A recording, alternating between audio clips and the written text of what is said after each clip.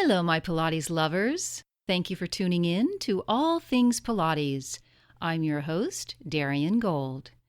Each episode, you'll get to hear a new guest share his or her knowledge, insights, and experiences. Together, we explore the ongoing evolution of the Pilates method, as well as its connection to other modalities, such as gyrotonic, yoga, podiatry, and chiropractic. I now present to you the many aspects of this beautiful, complex, and life-affirming discipline. My guest today is Sonje Mayo, a Pilates studio owner, who in 1965, as a young ballet and modern dancer in New York City, was very fortunate to meet and study Contrology with Joseph Pilates. Her lessons with Mr. Pilates were educational and inspirational. Both spoke German, which established a special bond that endured until his death in 1967, whereupon she continued to study with his main disciple, Romana Kryzanowska. In the early 2000s, Sonje certified in the mat repertoire with Power Pilates and later completed a full comprehensive certification program with Peak Pilates. Sonje has a background in anatomy and physiology, which has given her a unique ability to work with those clients who have or may be prone to osteoporosis, which is our topic for today. According to the dictionary, osteoporosis is a disease where increased bone weakness increases the risk of a broken bone and is the most common reason for a broken bone among the elderly. Bones that commonly break include the vertebrae in the spine, the bones of the forearm, and the hip. But does osteoporosis only affect the elderly? And is osteoporosis a natural result of aging? Calling in from Nashville, Tennessee, to answer these questions and to share her experience in teaching Pilates to clients who have osteoporosis is Sonje Mayo. Hello, Sonje. Welcome back to All Things Pilates. Hello, Darian. I'm delighted to be on your program again. It's nice to hear your voice again. Sonje, besides the dictionary's definition, how do you explain it to your patients or your clients? Well, it depends on the causes, but normally the one we see most, of course, is the postmenopausal osteoporosis. So I explain to them that the matrix of normal bone is being constantly remodeled. But unfortunately, when you start losing calcium, this process does not develop normally, and therefore you develop what the word implies, porotic bone, so porous bone. And of course, as the disease progresses, the bones can become so vulnerable that fractures can occur, which you mentioned in everyday life activities, such as lifting objects with a rounded thoracic spine or even just coughing and sneezing. Can you explain where the thoracic spine is for my listeners who do not know? Yes, the thoracic spine is the area which is curved, the kind of your hump in your center back. So the cervical spine is the neck, then you have the thoracic spine, which is the chest area, which is convex. It is curved, convex outwards, and then you get the lumbar spine, which is the lower one. So the thoracic spine is always most at risk. Because of menopause, does that mean osteoporosis is usually associated with women, or have you had patients who were men? Well, firstly, I want to just say this, that the gradual loss of bone is not a normal aging process. So osteoporosis is not a normal aging process. It is certainly called the silent disease. Mostly we see women postmenopausal, but men get it too. Not as common as women, but they also get it. And of course, younger people get it for other reasons. Such as? So firstly, we can look at a few causes. Alcohol. If you have been an alcoholic in your younger life, you are setting yourself up for osteoporosis. Diet. Getting far too little calcium or vitamin D can increase your chances of getting osteoporosis. Hormones, low estrogen levels due to missing menstrual periods can cause osteoporosis. Certain medicines can cause bone loss.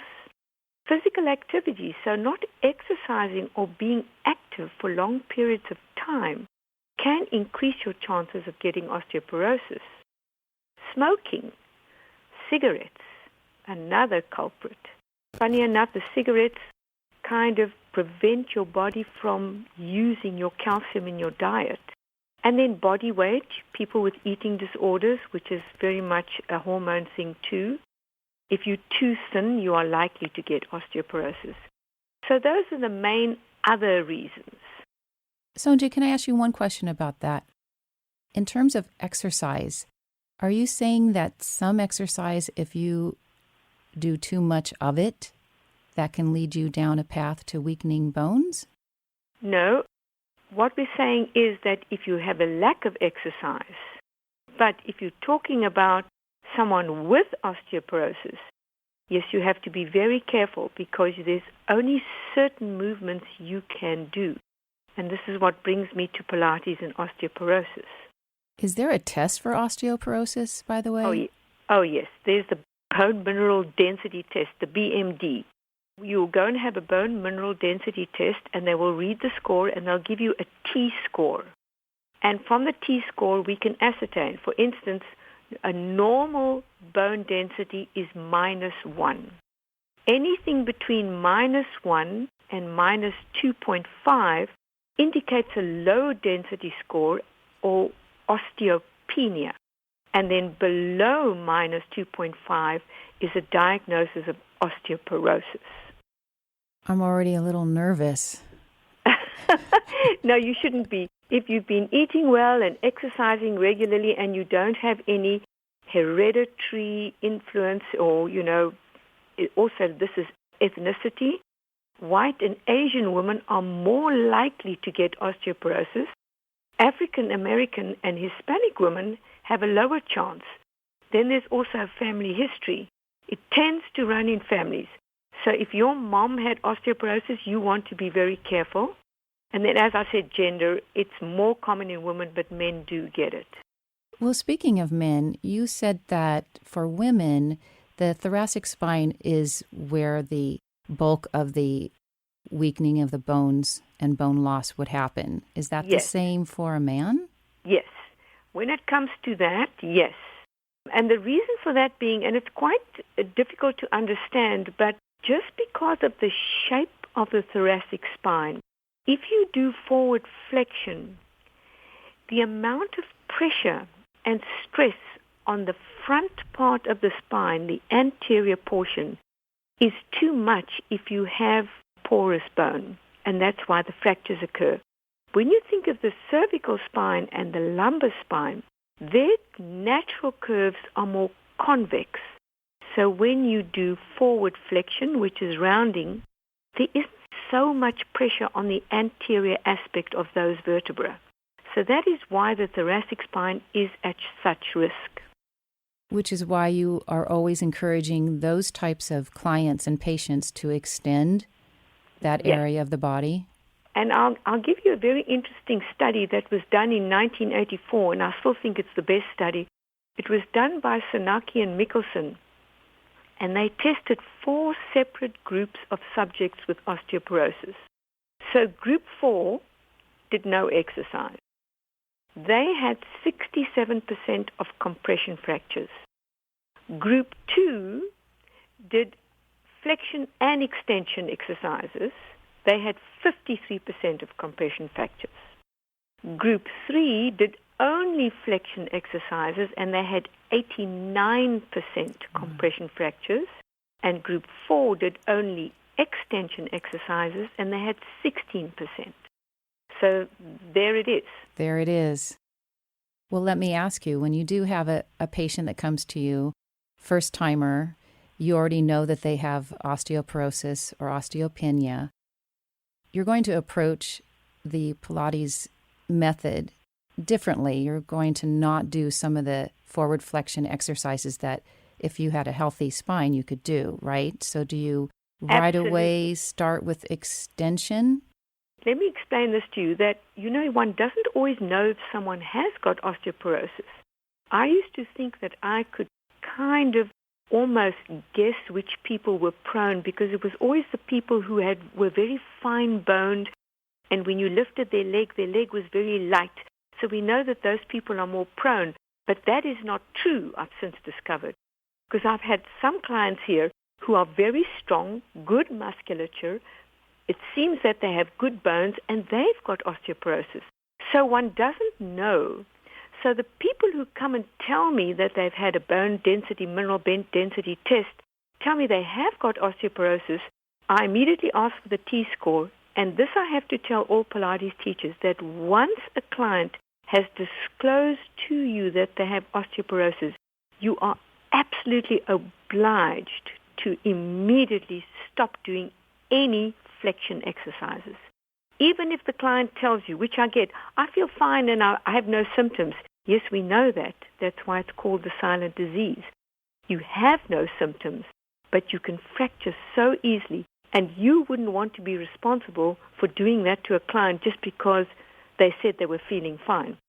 So if they have osteopenia, I don't have to be quite so strict, but I will definitely favor extension, do very little flexion.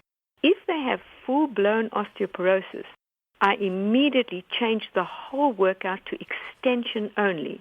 And it's not only the exercises. I look at everything they do, how they lift, how they work. Whatever they're doing at work, it has to be ergonomically perfect, because it's no use us trying to help them here and then they go and do other things. Also, one never has to worry that they're going to lose flexion, because there's enough flexion in real life without you even knowing it. So therefore, in the Pilates class, this is the challenge. You have to now strengthen the abdominals because you want a strong core, but you cannot use flexion. And as you know, Pilates is all about flexion when it comes to the abdominals.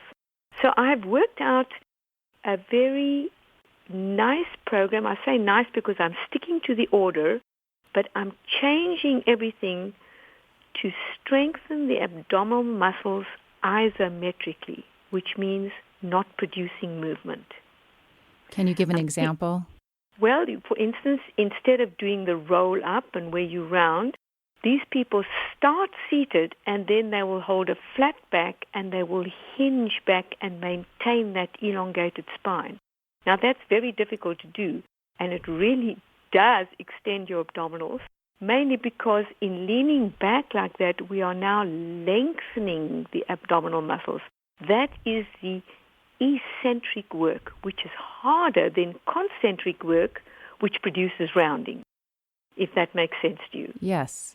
So that's what I do with the whole workout. Of course, side bending and rotation of the thoracic and lumbar spine are also contraindicated.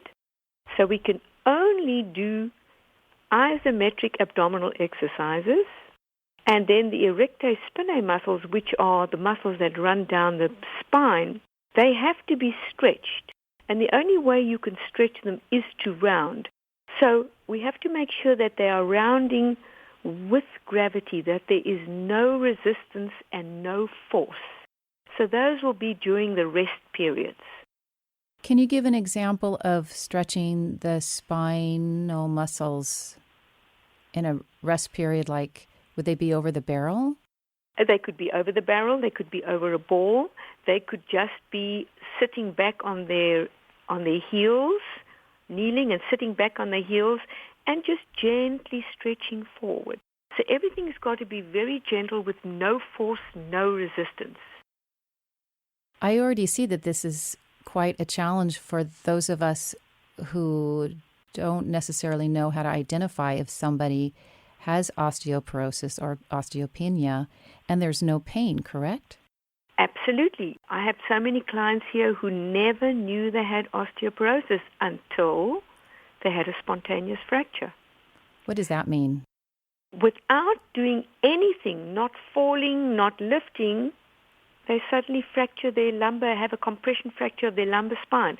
So they had this terrible pain, didn't know what was wrong, couldn't move, husband took them to the emergency, and there it was. So that's how silent it is. And the point is, I think that people who come from a family history of osteoporosis, they already know that they've got to go and have their BMD test. But other people who are not aware of it, I always say to everybody when they get to postmenopausal, I say, you should go and have a BMD test. And it's a good thing because down the line, 10 years down the line, you'll have another one. And then we can see if anything is deteriorating. So I always do encourage them to go and have it done. That's a fantastic suggestion, really, for men and women, correct? Yes. Now, men, as I said, not that common at all. Again, it would have to be all those other causes that I mentioned. Maybe they had one of those causes in their background when they were younger, or they come from a familial history with osteoporosis. But otherwise, men, it is quite rare. So for the Pilates instructors who don't have this physical therapy background that you do, how would they approach someone who's already knows a lot of the work, they know the order, they don't know if they have osteoporosis, and just like you said, you're looking for other aspects or other qualities in how they move, whether there's, for example, the leg weight, if their bones are really strong when you hold on for leg circles, for example. Yes. But would you recommend that instructors find their own order, or do you have this order that you're going to be printing out and posting on your website or something? Well, I'll tell you, the first thing, another symptom that becomes very evident is the very evident rounding of the thoracic spine. You know what they call the dowager's hump? When I see clients seem to be getting rounder and rounder, I don't frighten them, but I say, I think you need to go and have a BMD test, because that's one of the signs. Everybody rounds a bit when you age, but if you're exercising, doing Pilates, that shouldn't happen. So that's one indication. But as far as the class goes, I did do a sample class, a mat class, on Pilatesology. So if people belong to Pilatesology, they can pull that up and they can use it and teach it exactly like that. They might even be creative and come up with their own stuff, as long as they understand what one can do and what is contraindicated. And plus, you want to still stay within the order, because we know that the order is balanced and we know that the order works. Well, this is what I was going to ask you. Do you think Mr. Pilates had patients or clients that came to him that had this issue? I'm not sure, but I should imagine, look, osteoporosis has been around for a long time, but who knows whether people of that age did not come to him? I have no idea. He would certainly have been aware of it. There's no doubt, because he was very informed. I'm quite sure that if someone told him that osteoporosis, he would know not to round. But whether it was so prevalent, and this what brings me to it, why is osteoporosis now epidemic in the USA? Why are we hearing so much about it? Is it because in the past our attention was never drawn to it? Is it because more people are living longer? Who knows?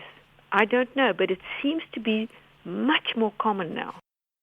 And not just in the United States, probably worldwide. Oh, worldwide, definitely, especially in third world countries with malnutrition, that's for sure. But when you talk with first world countries, it's become so much more prevalent. And it is kind of baffling. But I think possibly we're just becoming so much more aware of it. Now, I do remember when I was a little girl, one of my grandmother's friends reaching for a cup, she snatched her hand away and she was clutching her wrist.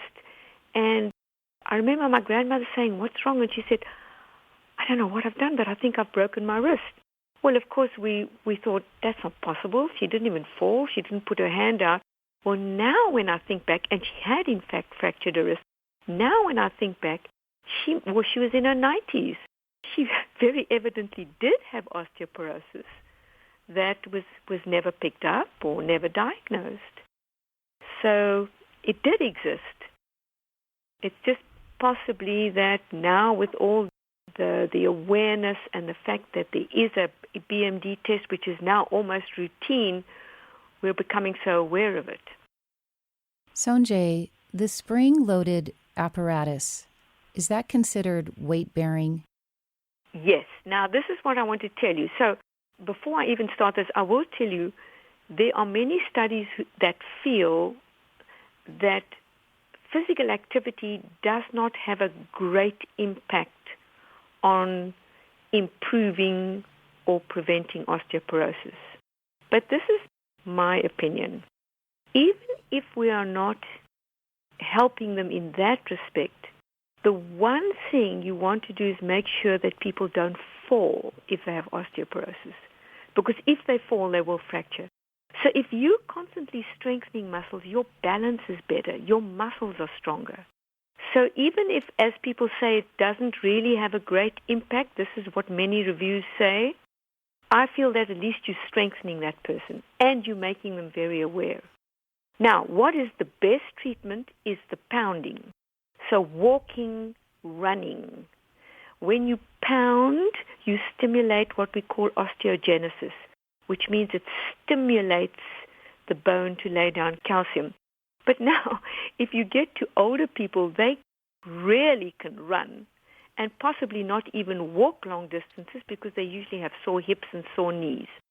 So, believe it or not, spring resistance or weights are equally as good. Of course, it's got to be done in extension. And stretching has the same effect because when you actually stretch a muscle, the tendon, the origin of the muscle, pulls on the bone because the muscle is attached to the bone with a tendon, and that stimulates osteogenesis. Therefore, the reformer spring resistance is excellent for osteoporosis. But, of course, it's got to stay in extension. So no flexion at all using the springs? Never, never, never. What about the jump board? Well, the jump board, let's put it this way. The jump board, if they know how to catch the jump by going through the feet, I call it like landing on eggs, and they don't have sore knees and hips, yes, you can do that. But if people are older, they don't do well with a jump board. I have my older clients just doing straight level 1 reformer, but of course just maintaining the extension. And that's very good. And you've been able to see less bone breakage or fewer falls from your clients? Absolutely. So firstly, they feel stronger, their balance is better, their awareness is so important because the area where they live has got to be very, very clear of things that they could trip and fall. That's also I make very sure. Clear out your room. Make sure you've got lots of space to walk. No carpets that slip. No things you can bump into. All those things are important. So I have 2 older ladies, and they feel so much better now. They have not had a fracture since. They both have osteoporosis? They have got osteoporosis. They have had a compression fracture, one in the thoracic spine and the other lady in the lumbar spine. They have come to me. We have worked so carefully and diligently, and 5 years down the line, they have not had another fracture. You were able to heal that fracture? Well, I don't know if I don't think I could heal what was fractured, but we've prevented another one. That's fantastic. Sonje, of course, I'm going to ask you to come back. There's so much more to talk about. But if somebody wants to learn more about you and your studio, especially, I don't know if you'd be interested, but what you have on Pilatesology, maybe for those who aren't members, it might be nice to make it available for others so that they can learn and help others. I don't know how you feel about that, but I'm happy if they come to the studio. I have an osteoporosis mat class, so they could watch that. Great. Yes. How does someone get a hold of you? They can find me on my website, www.myname, sonjemayo.com. Simple. Fantastic. Thank you so much for your time today, and we will definitely meet again. Okay, Sonje? Wonderful, Darian. Thanks for inviting me. My pleasure. Thank you so much. Thank you. All right, take care. You too. Bye. Okay, bye. Ooh, all righty then. Calcium, magnesium, weight-bearing, and never grow old, I guess. If you'd like more information about traditional classical Pilates, you can visit me at my website, dariangold.com. And until then, please take some time for yourself, as always, and when you do, please lift your head, lift your spine, because they will lift your spirit.